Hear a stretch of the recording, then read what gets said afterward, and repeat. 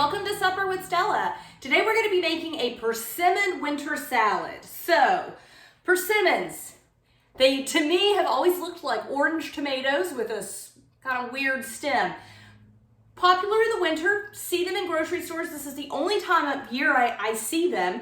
And I see a lot of dessert recipes with them, but I just wanted to, well, actually I don't see a lot. I see some dessert recipes that use persimmons, but I wanted to find a way to use them other than just as a dessert and kind of take advantage of a fruit that I really don't see that frequently. So I made a salad. So the main ingredient of the salad is actually not persimmons. It's a supporting role to a delicious steak. So what I've got here is an 8-ounce top sirloin. It is nice and marbled, but it's really it's kind of buttery and soft, almost in the way a filet mignon is, but it's got, to me, a little bit more flavor to it. So what we'll do is we'll get that marinating, sear it up, serve it on our salad, which will also have some Brussels sprouts that we'll get started on here in a minute. But the very first thing I want to do is make the marinade. So this marinade it's both the marinade and the dressing. So half of this will go on the steak, let it marinate 30-45 minutes. Doesn't need to marinate that long. And then the rest of it we will drizzle on top of our salads for dressing. Just a 1/4 cup.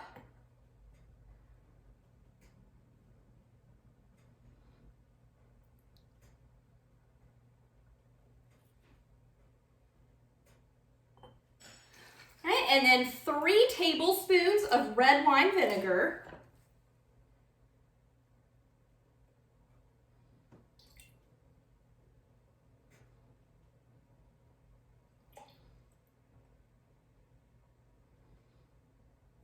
And then a tablespoon of, I like whole grain mustard. If you don't have whole grain mustard on hand, I think a Dijon or even a spicy brown would be fine. To sweeten it up, I'm going to use cane syrup, which is, I don't know, something that I like to kind of use around the holidays. Not that it's specific to the holidays, you can use it any time of year.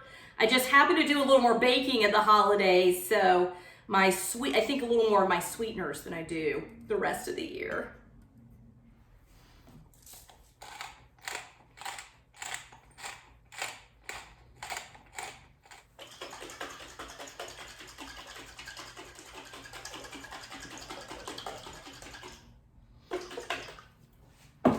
Okay, so dressing is made. Dressing and marinade, both have been made now, right? Because it's the same thing.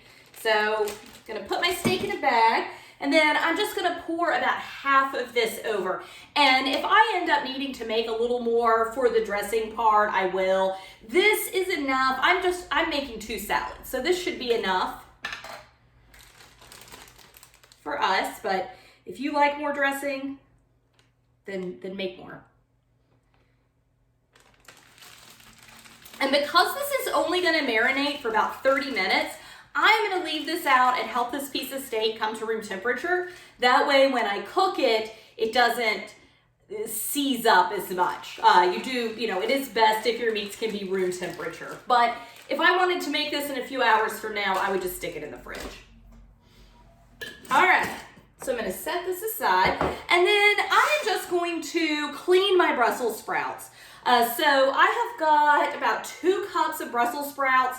I need to cut the stem end off, and then any leaves that just kind of fall off or look really dark or not very appetizing, I'll peel off. And then I will have them, put them on my baking sheet, and get them in the oven.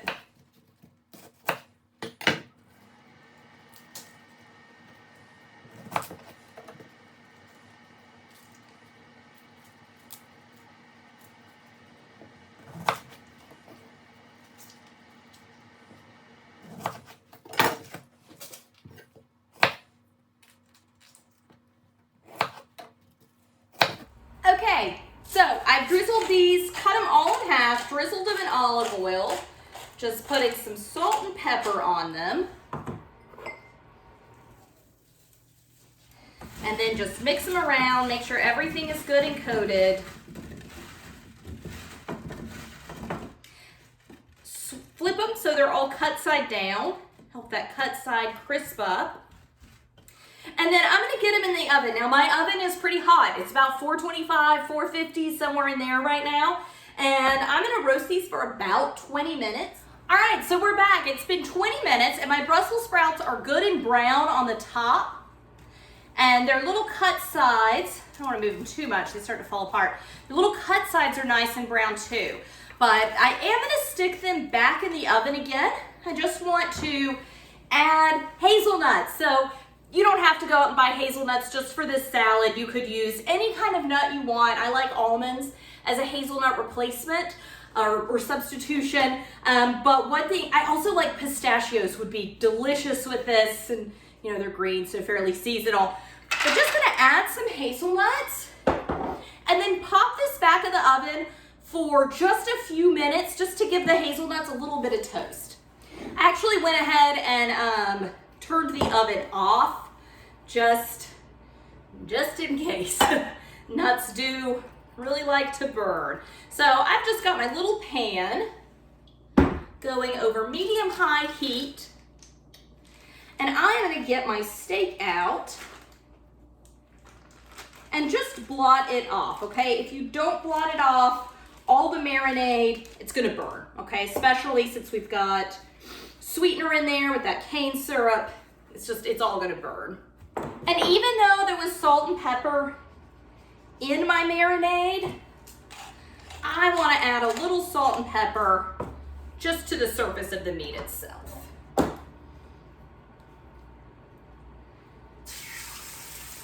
Okay, those nuts are toasted enough for me. I would always rather under toast my nuts just a little bit than over toast because it will ruin them. Okay, that steak is almost ready to turn. It's got a good sear on one side though. So I'm gonna start building I'm gonna go ahead and get this turned. And I like a good rare steak, okay? You cook it for as long as you need to get the kind of steak you want. So I am just gonna have all of this.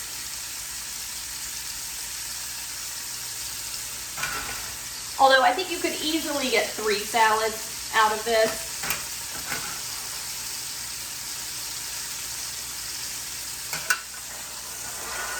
All right, so Brussels sprouts on. I'm gonna do about half the hazelnuts on each. All right, next I'm gonna do pickled beets. Now,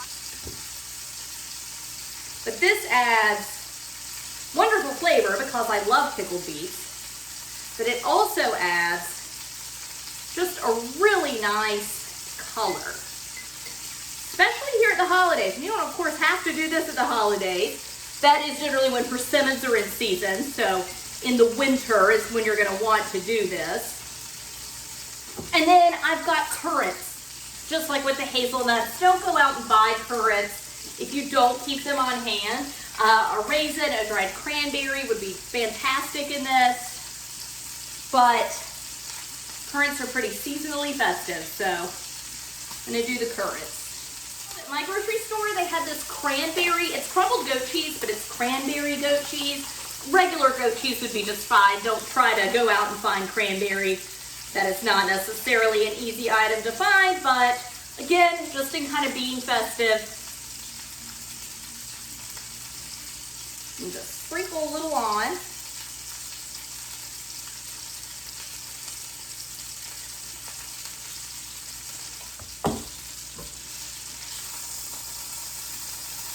Okay, so for kind of the star of the show is the persimmon. It's hard to have a star when there's steak, you know? Or if there's steak, there's hard for there to be another star of the show, but it is named a persimmon winter salad. So kind of like coring a tomato, I'm just gonna cut the top out. And I do find it easiest if the leaves of it are always very dry. So I just go ahead and peel those back. Okay, and then I've got a little soft spot on the bottom. I'm gonna go ahead and cut out, right? And then slice it down the middle. And then I am just gonna do thin slices across.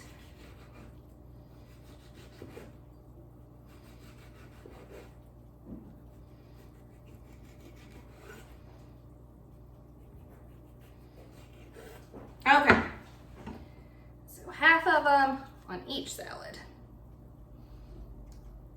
I was wondering, I was like, why is it tough to cut on some of these? And I got a little on this one, hang on.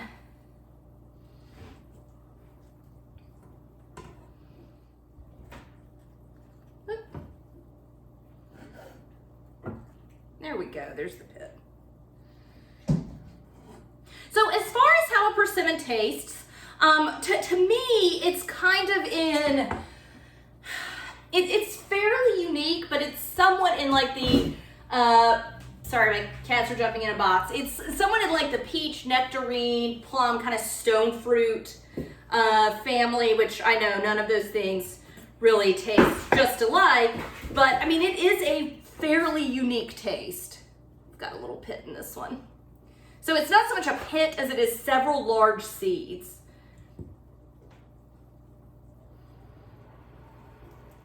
All right, so finally, ooh, that is good and rare.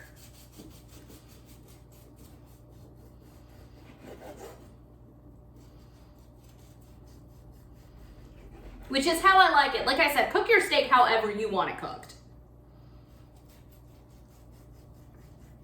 So just thin slices, and doing the thin slices and taking what is generally, you know, if we were just eating steaks, like we would each eat one of these, but dividing it in two like this, it saves the budget, but it's also a little healthier for you. I mean, 8 ounces of meat really is a lot of meat to eat, so by yourself, which, I mean, this is traditionally how steak is served. All right. So I'm going to set them in the center, and just kind of fan them out.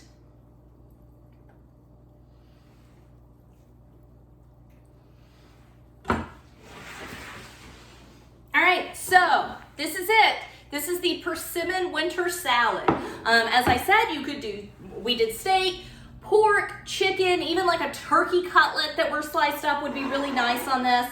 Although there's so much going on in it, you don't really even have to have a meat. It would still be good as a meat-free salad. And you can change the vegetables and cheeses and whatnot around as much as dressing just before I serve it, which I'm not going to serve it just yet, but I am very excited to dig in and eat this. Thanks so much for joining me. Bye.